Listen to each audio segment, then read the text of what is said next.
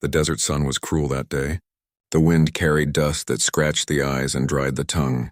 The land stretched wide, endless, and silent except for the slow steps of a tired horse. The man riding it was Eli Turner, a lone cowboy who had spent most of his life crossing these wild lands. He was quiet, strong, and used to being alone. The people in the nearby town said Eli had no fear, but those who had seen him knew he also had no home. He worked from ranch to ranch, sometimes fixing fences, sometimes helping drive cattle, and always disappearing before people got too close. Eli was on his way back from a small trading post, a sack of supplies tied behind his saddle. He was planning to rest by a dry riverbed when his horse suddenly stopped, ears turning toward something lying on the sand. At first, Eli thought it was an animal, maybe a coyote that had died under the sun. But when he came closer, he saw it was a person, a woman. She lay half buried in dust, her skin dry, lips cracked, her breath faint like the whisper of the wind. She was dressed in simple cloth, worn and torn from travel. Her long black hair was tangled with sand, and her small hands were scratched and bleeding. Eli jumped off his horse and knelt beside her. "Hey," he said softly, shaking her shoulder. There was no answer. Her pulse was weak, her face pale. He reached for his canteen and poured a few drops of water on her lips, but she didn't move. Panic crept into his chest. He pressed his ear to her mouth. The breath was there, but shallow. Eli knew he couldn't just ride away. If he left her, she'd be gone before sunset. He looked around. There was no one in sight. No campfire smoke, no sign of any wagon. Whoever she was, she had been alone for a long time. Eli placed his hands gently on her chest and gave her air, hoping to bring her back. He had done it once before, years ago, when a ranch hand had nearly drowned. This was different, though. The desert air was dry and cruel, and her body was cold. He did what he could, gave her small breaths, pressed on her chest, and waited. After what felt like forever, she gasped, one sharp, painful breath that filled the silence. Her eyes opened, dark as midnight, and for a second she looked afraid. She tried to speak, but her throat made no sound. Eli poured a little more water into her mouth, careful not to choke her. She swallowed weakly. "It's all right," he said, his voice calm. "You're safe." The woman blinked, trying to understand. She didn't seem to know English well. Her lips moved, forming a word he couldn't catch. Then she whispered something faint. "Kohana." Eli frowned. Was it her name? Or someone she was calling for? Before he could ask, her eyes closed again, her body limp with exhaustion. Eli knew she needed shade and rest. The nearest town was half a day's ride away, and she wouldn't survive the trip. He lifted her carefully into his arms. She was light, like she hadn't eaten in days. He laid her across his horse and walked beside it, guiding the animal toward the cliffs ahead. He remembered a small cave near a dry stream, a place he sometimes used when storms rolled through. It wasn't much, but it would keep her out of the sun. By the time they reached the cave, Eli's back ached and his throat burned. He laid the woman down gently on his coat and built a small fire using dried brush. Then he took a piece of jerky from his bag, boiled it with water to make a thin broth, and waited for her to wake. The light from the fire showed the fine lines of her face, proud but tired, a kind of beauty shaped by hardship. Her skin was a warm brown, her cheekbones high, and there was a small silver charm hanging around her neck. It was carved with strange markings, tribal ones, maybe Apache. When she stirred again, Eli offered her the broth. She stared at him, cautious but too weak to resist. After a few sips, she whispered a few words in her own tongue. Eli didn't understand, but her tone was gentle. She seemed to be thanking him. "Don't talk," he said quietly. "Just rest." That night, the wind howled outside the cave. Eli sat near the fire, his rifle beside him, listening for coyotes. Every few minutes, he looked back at the woman, making sure she was still breathing. He didn't know who she was or why she was out here alone, but something in him wouldn't let her die. Maybe it was the loneliness in her face, the same kind he saw in himself whenever he looked in a mirror. In the middle of the night, she woke again, frightened by a noise outside. Eli held up his hand. "It's just the wind," he said softly. She calmed down, still trembling, and then whispered something that sounded like a prayer. Eli couldn't help but smile. "Guess you talk to your God same as I talk to mine," he said quietly. They both stay quiet most of the time. The next morning, the sky turned pink over the desert. Eli went out to fetch water from a small spring he remembered nearby. When he came back, the woman was sitting up, weak but awake. She looked confused, glancing at the fire, the cave walls, and then at him. "You saved me," she said slowly in broken English. Her voice was rough, but her eyes held a soft light. Eli nodded. "Couldn't leave you there." She tried to smile, but her lips trembled. She pointed to her necklace and said, "Apache." Eli understood. She was from one of the local tribes, the same tribes that most settlers feared. He had heard stories about raids and revenge, but looking at her now, none of that mattered. She was just a person who had nearly lost her life. "Eli," he said, pointing to himself. "My name's Eli Turner." "Nita," she replied weakly, touching her chest. "Nita." Eli gave a small nod. "All right, Nita, you rest. I'll get us food." Over the next 2 days, Eli hunted small game, gathered cactus fruit, and made sure Nita stayed warm. Her strength returned slowly, and so did her voice. She told him she had fallen ill during a journey to meet her people by the river. She got lost and couldn't find her way back. She said her brother was supposed to come for her, but she never made it to their meeting place. Eli listened quietly, not wanting to ask too many questions. All he knew was that she was far from home and that someone named Kohana was waiting for her.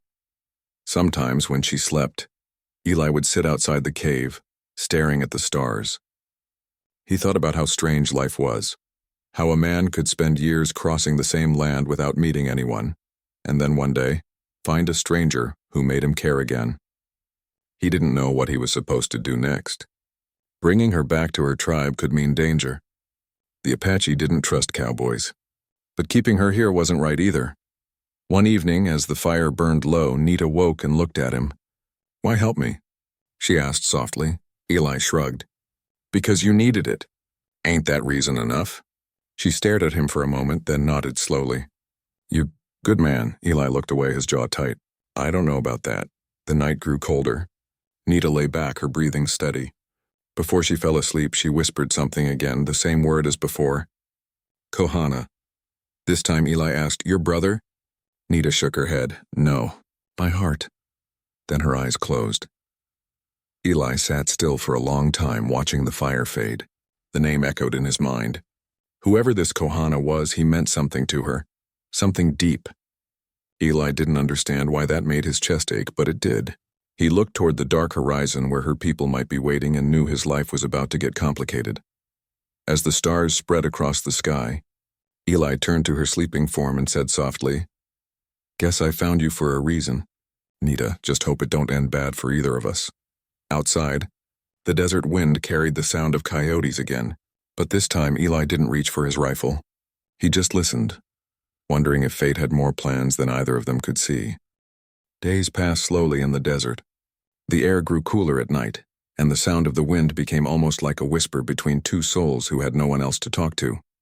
Eli Turner had built a small shelter of stones and brush near the mouth of the cave. He had learned long ago how to survive in lonely places, but this time something was different. There was another heartbeat near him now. Nita, the Apache woman he had found half dead in the sand, was getting stronger every day. Each morning she woke before the sun and sat near the fire, quiet, watching him cook. She didn't speak much English, and Eli didn't know her language, but somehow they understood each other. She smiled when he handed her a bowl of food. He smiled back when she pointed to the horizon and said something soft that sounded like thanks.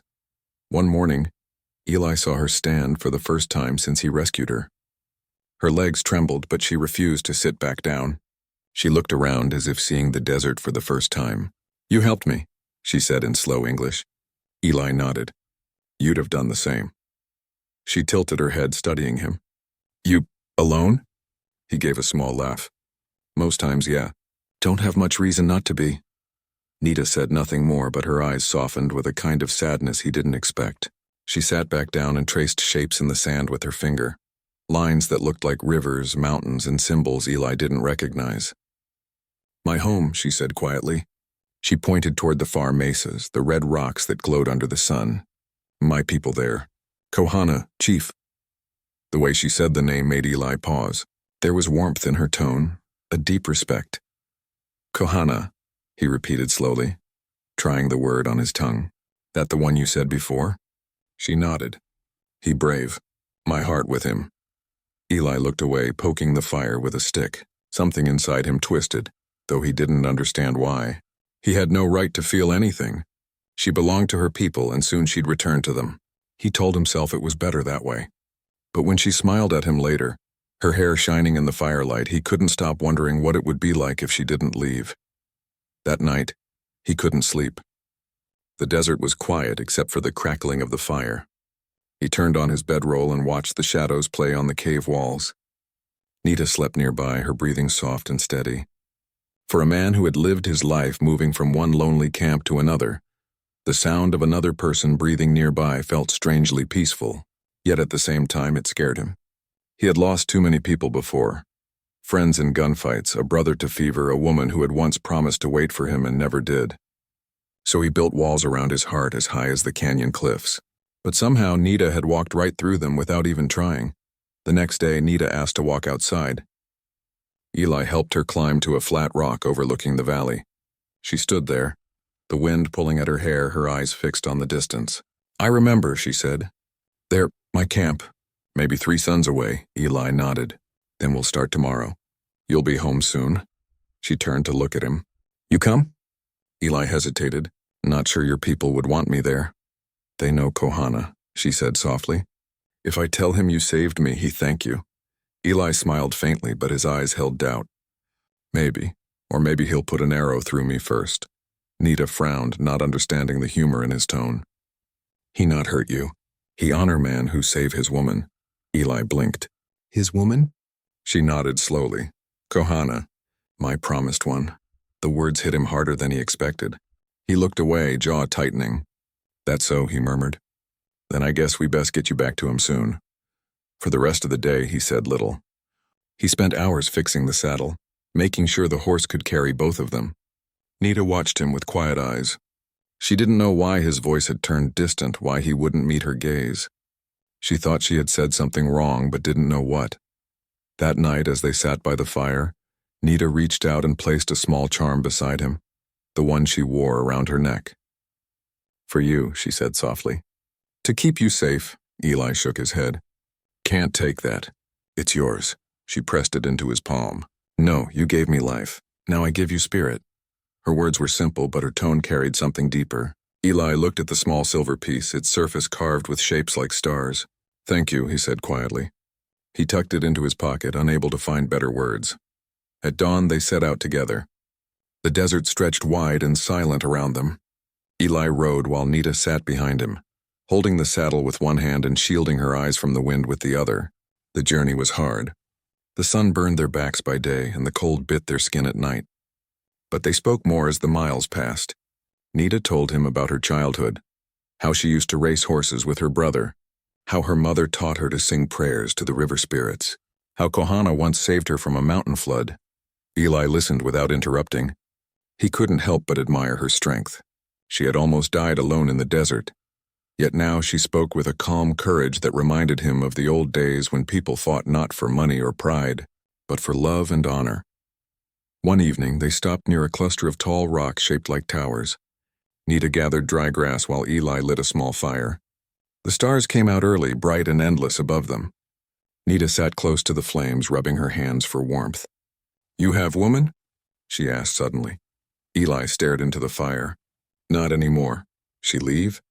He nodded. "Long time ago. Guess I wasn't the man she needed." Nita was silent for a while, then said softly, "You good man, Eli Turner. You help stranger. You have kind heart." He chuckled low. "Kind heart don't get you far out here, Nita. But I'll take the compliment."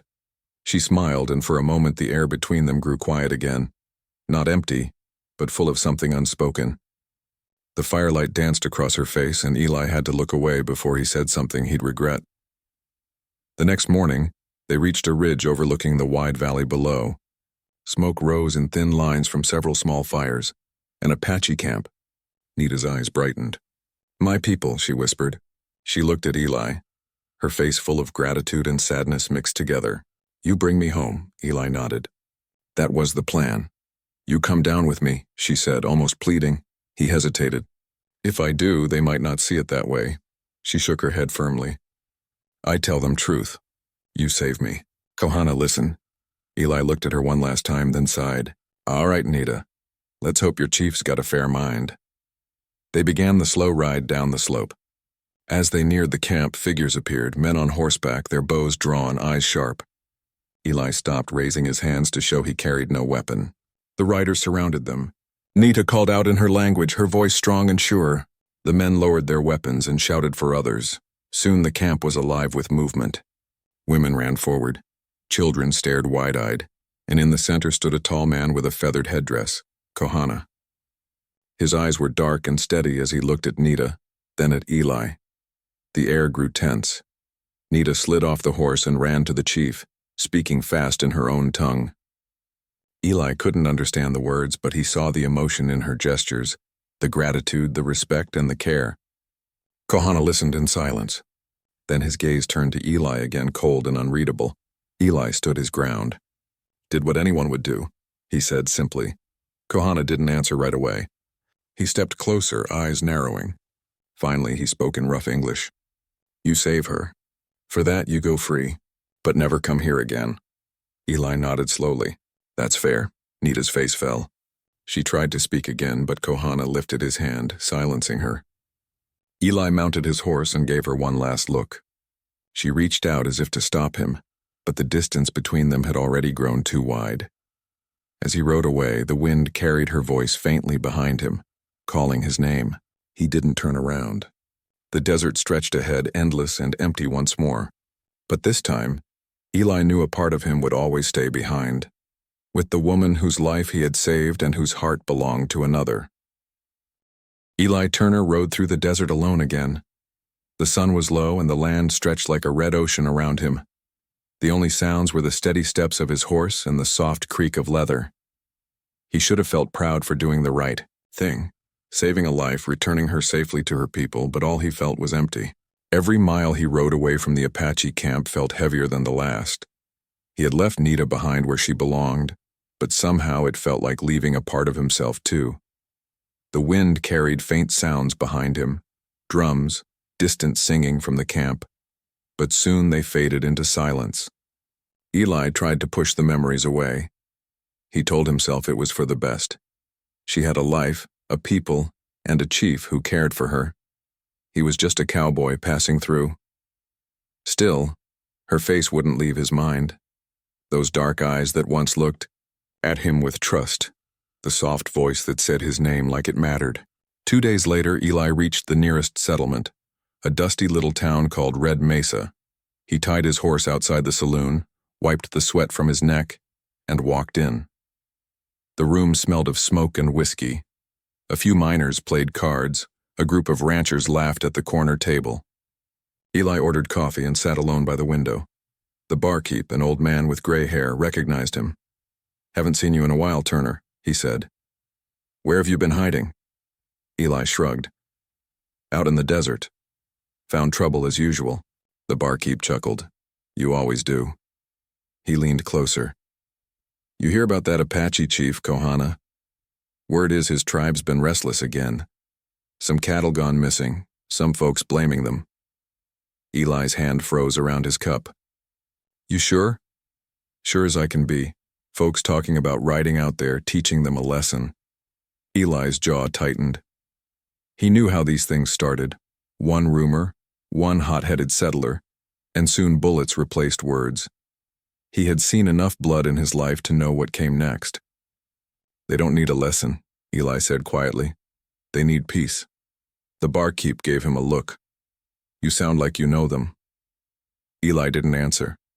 He finished his drink, left a few coins, and walked out. The sun was setting, painting the sky orange and purple. He stood by his horse for a long time, thinking. He had promised himself he'd stay out of trouble. But now his gut told him something bad was coming, and Nita was right in the middle of it.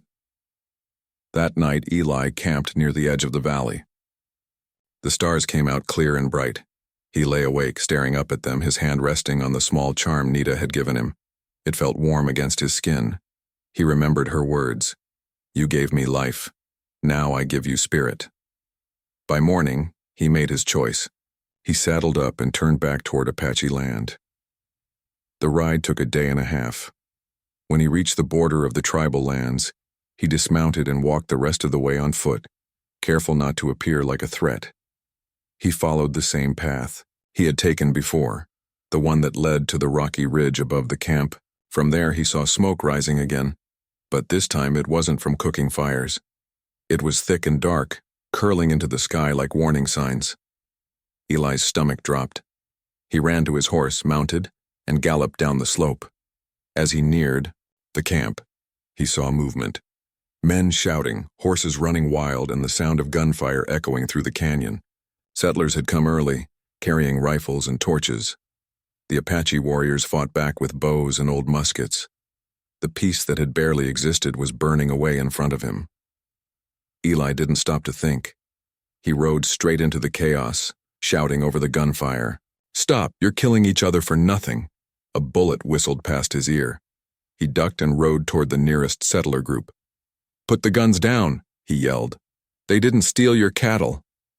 One man turned, his face red with anger. "Stay out of this, Turner. You don't know what they've done." "I know you're about to start a war that'll kill us all," Eli shot back. Before he could say more, an arrow struck the man's hat and sent him diving for cover. Eli turned his horse toward the other side of the camp where he saw familiar faces among the Apache. Nita was there helping the wounded. Her eyes widened when she saw him, disbelief and fear mixed together. "Eli!" she called out. He jumped from his horse and ran toward her, pulling her behind a pile of rocks. "You need to get back. It's too dangerous." She shook her head fiercely. "No, Kohana, fight. My people need me." Eli looked toward the center of the camp where the chief was standing tall, bow in hand, commanding his warriors. Kohana saw Eli and shouted something, but the words were lost in the roar of gunfire. Eli raised both hands high and stepped out from cover. "Stop this," he shouted. "Enough. Everyone stop." For a brief moment both sides hesitated.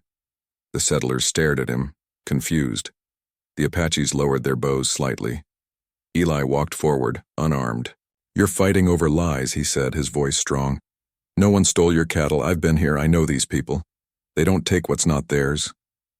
A young settler with a rifle shouted back, "Then why are they armed?" "Because you came here with fire and bullets," Eli replied. "You think they'll just wait to die?" The man hesitated, unsure. Then someone shouted from the back of the settler group, "Shoot him!" The shot rang out before Eli could move. Pain exploded through his arm and he fell to one knee. Nita screamed and ran to him, dragging him behind cover. Blood soaked through his sleeve, but he stayed conscious. "I'm fine," he muttered. "Just a scratch." Kohana saw what happened and roared in fury. He lifted his hand, shouting orders. His men surged forward. Eli pushed himself up, shouting again. "Kohana, stop, don't." The chief hesitated. Their eyes met across the smoke and dust. Then slowly, Kohana lowered his bow. His warriors followed. The sudden silence was deafening. Eli turned to the settlers. "You see?" he shouted. "They're stopping. Now you do the same." The leader of the settlers, a heavy man with a gray beard, stepped forward, rifle still in hand.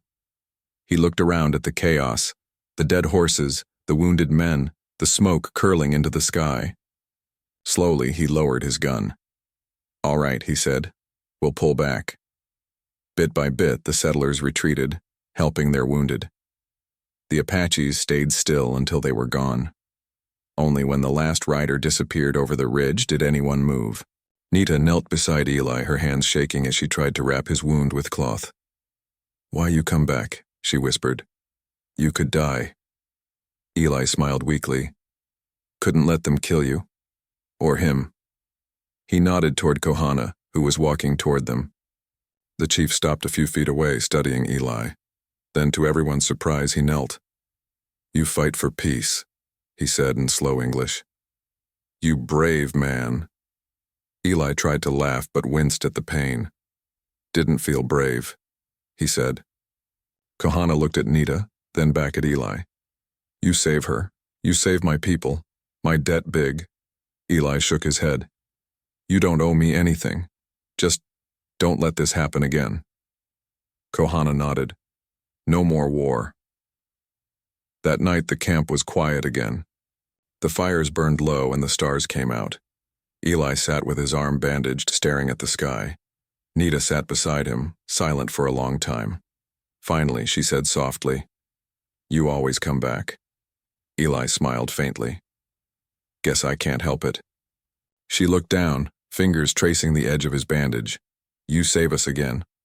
But now what?" Eli didn't answer right away. The desert wind carried the faint sound of singing from the other side of camp, a song of peace and mourning. "Now," he said quietly, "you live your life. And I ride on." Nita's eyes filled with tears, but she nodded. She knew he couldn't stay. He was a man of the open land, a traveler who never belonged anywhere for long. But deep down, she also knew she would never forget him, the cowboy who had given her life twice. As dawn painted the sky gold, Eli mounted his horse again. Kohana stood nearby, watching. The chief raised his hand in silent respect. Eli returned the gesture, then turned toward the horizon. The wind lifted the dust behind him as he rode away, leaving peace and part of his heart behind in the valley. The night after the battle was silent, but the silence did not bring peace. Smoke still lingered in the air, rising slowly from burned wood and crushed grass. The Apache camp was filled with the quiet sounds of pain. Soft groans from the wounded, whispers of women tending to their men, the cries of children who had seen too much. Eli Turner sat by a small fire near the edge of camp, his arm bound tight in cloth. He could still feel the sting of the bullet, but it wasn't the wound that hurt most. It was the sight of what the fighting had done.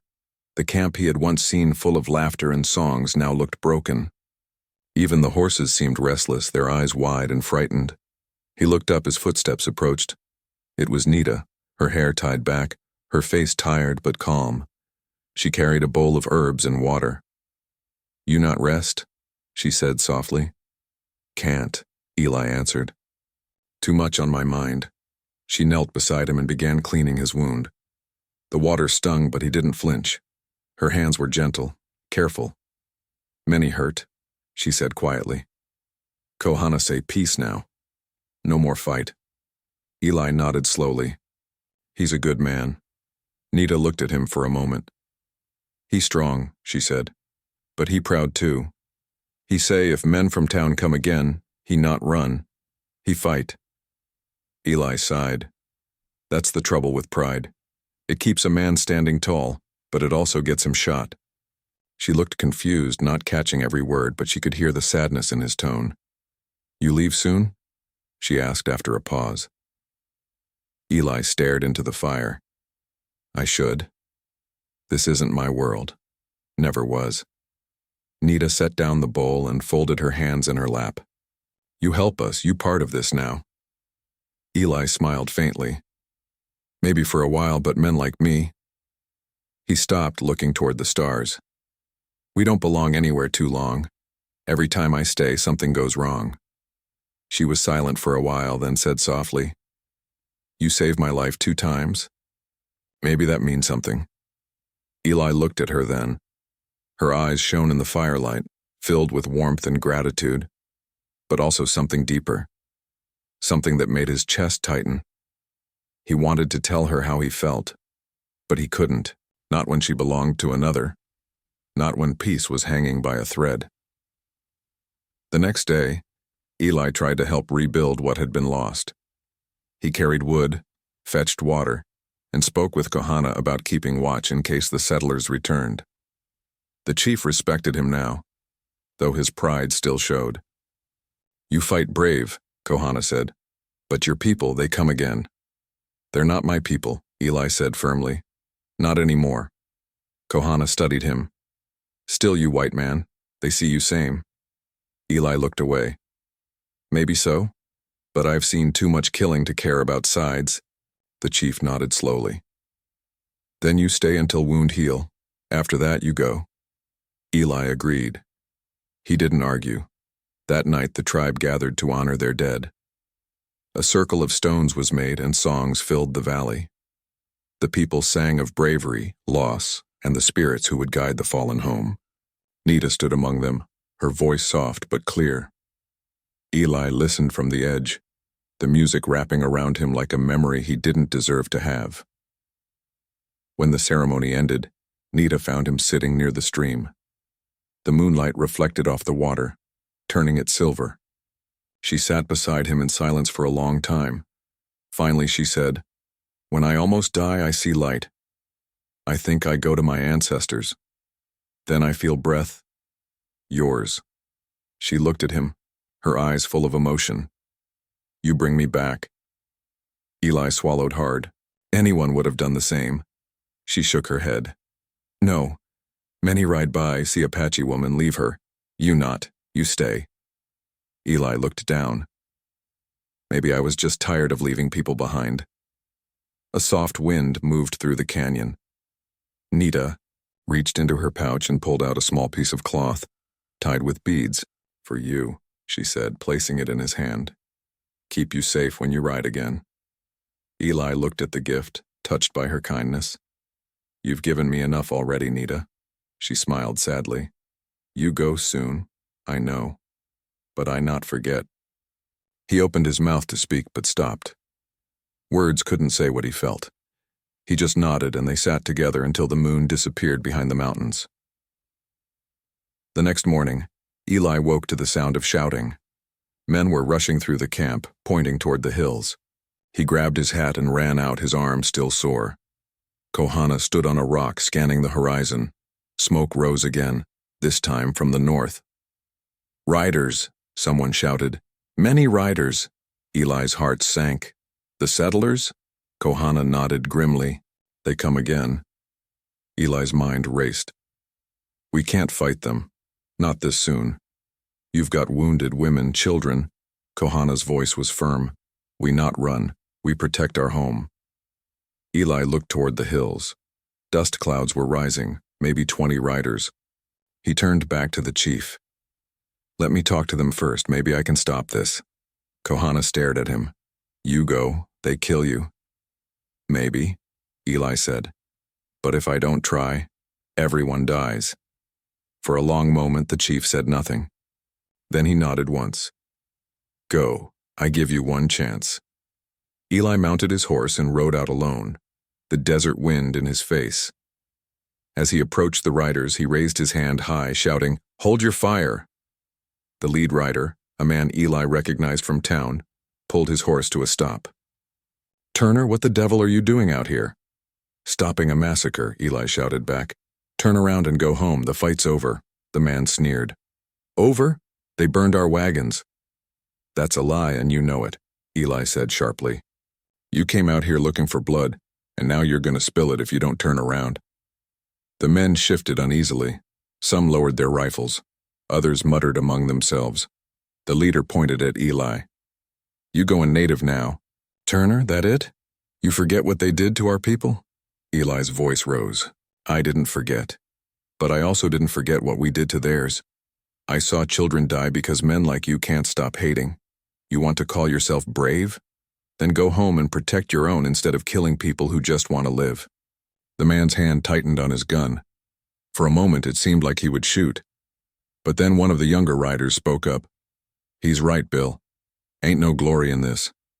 Others murmured in agreement. Slowly, the leader lowered his weapon. "Fine," he spat. "But don't say I didn't warn you, Turner. You die with them, that's on you." Eli watched as the men turned their horses and rode away. Dust rose behind them, fading into the distance. He let out a long breath, then turned back toward the camp. When he returned, the Apache people stood waiting, bows in hand. Kohana stepped forward. "They go?" Eli nodded. "They're gone, for now." The chief placed a hand over his chest. "You stop war 3 times. Desert spirit walk with you." Nita came forward, tears shining in her eyes. "You always come when needed." Eli looked at her, his expression soft. "Guess I don't know when to quit." That night the tribe held a quiet feast, not for victory but for peace. The drums were slow, the songs gentle. Eli sat among them, feeling like an outsider who had somehow been welcomed home. Yet deep down he knew it couldn't last. His place wasn't here. He was just a traveler, a bridge between 2 worlds that would never truly meet.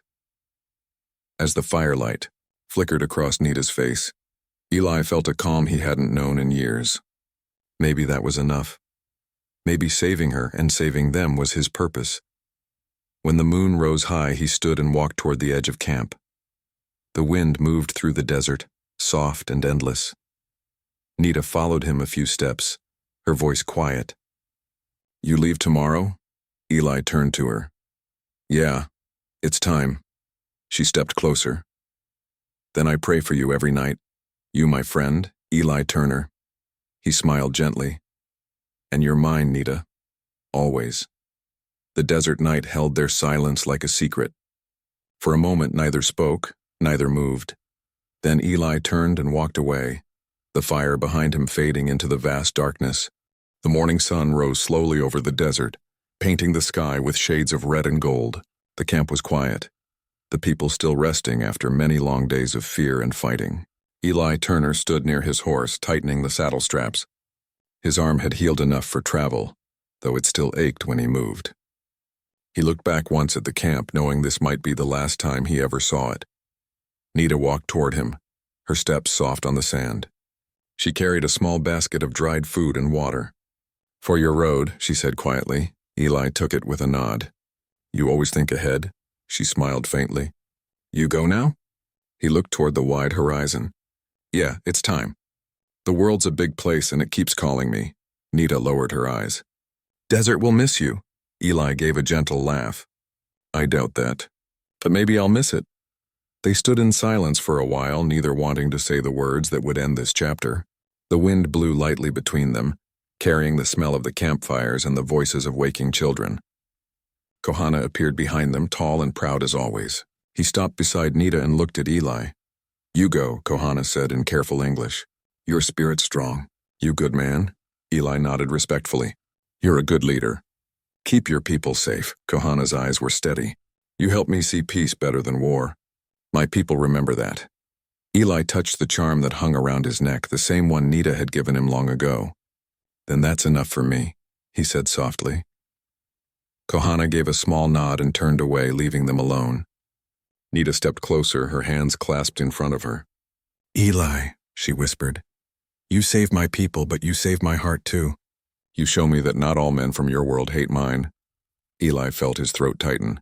"And you showed me there's more to this land than fighting and fences." He looked at her for a long moment. "You belong here, Nita, don't forget that.